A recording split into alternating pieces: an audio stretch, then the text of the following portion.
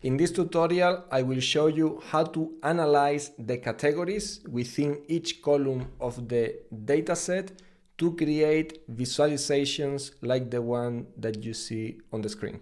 If you learn the system to create this visualization and processes, you will be able to apply them in any other dataset from any other industry. For example, in this case, we have 800 people in each one of the rows. They are the people that went aboard the Titanic, and characteristics for each person in the columns, if they were alive or not after the accident, the class they were in the Titanic, the gender of the person, the age, and the fare, which is the amount they paid for the ticket. If we want to summarize based on the class, sex, and if they were alive or not, how much money they paid, we can say that on average, people who were in the first class and were male that didn't survive paid $110 on average. If they were alive, they paid a bit less, 105 euros.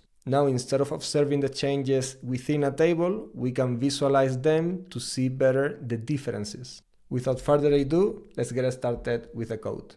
After we load the data with these lines of code, where every row represents one person in the Titanic using the Seaborn library, the first question we will answer is who paid more on average to go to the Titanic, males or females? We start from the dataset of the DF Titanic, where we have 891 people, and we want to summarize the fare, which is the amount they paid for the ticket, on average for females and males.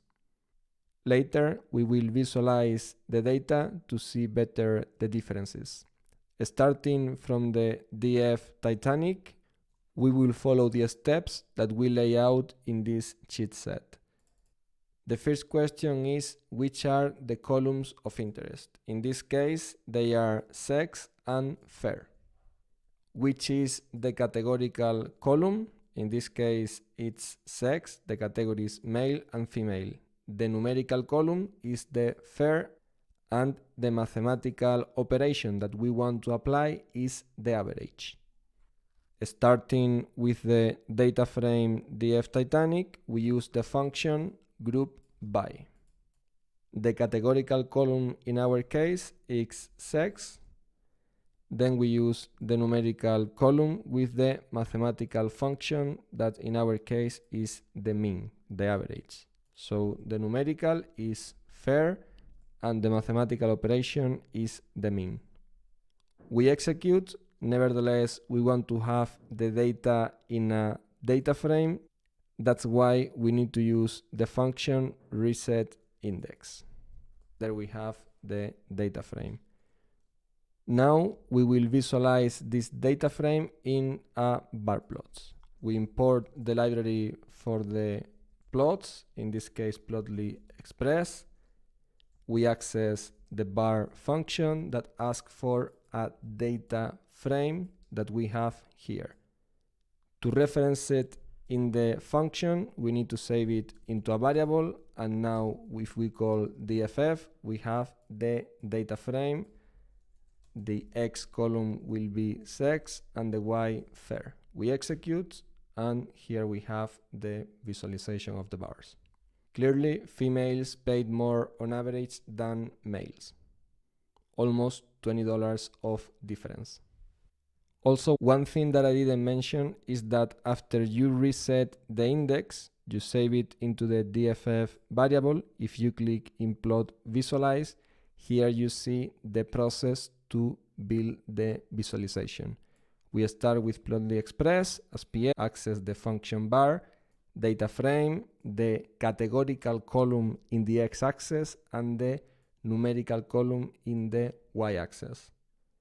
For the following question, we have who paid more on average to go on the Titanic based on the class and the sex. We are adding a new column in the data analysis. If we visualize the data, that new categorical column will be placed to change the color of the bars.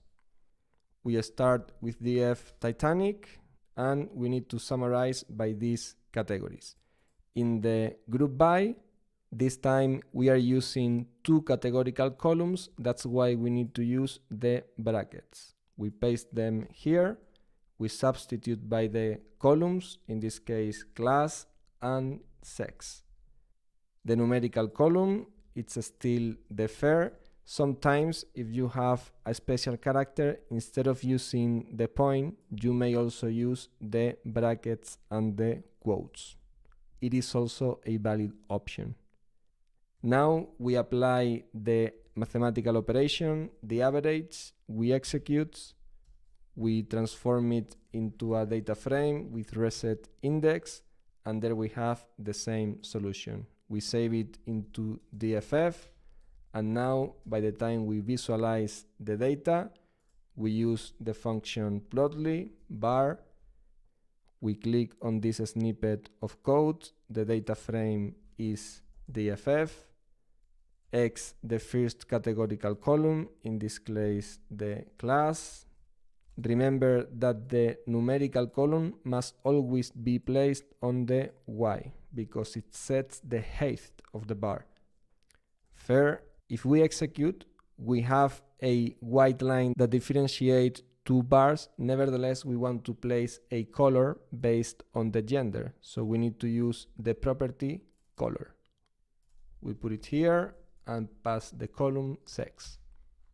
As a curiosity, if you want the bars to be next to each other, you can use the parameter bar mode equals group. Moving on to the following analysis, who paid more on average based on class, sex, and alive. We can use the same snippet of code that we used before, but this time we will add a new category, which is alive. Now we execute, and there we have the same result with 12 categories. For the data visualization, we can copy the previous snippet of codes and paste it below. Now if I execute, I can see two bars in each one of them because I have a new column that differentiates the categories, the column alive.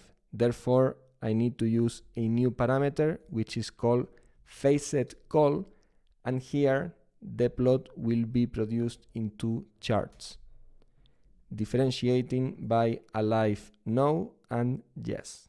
Some of the analysis and conclusions we can extract from this visualization is that males, the red bar, if they were alive after the crash, they paid more on average than the men that were on first class and didn't survive. So a hot conclusion can be, if you paid more to go on the Titanic, you had more chances to be alive after the accident. As an extra explanation, for out of curiosity, we have this data table that we can style by placing a background gradient that will color this column based on the value that we have on the fare. That's all for this tutorial. I hope that you have learned many things that you didn't know before you started. Let me know in the comments your impressions of this tutorial and which other things you would like to know.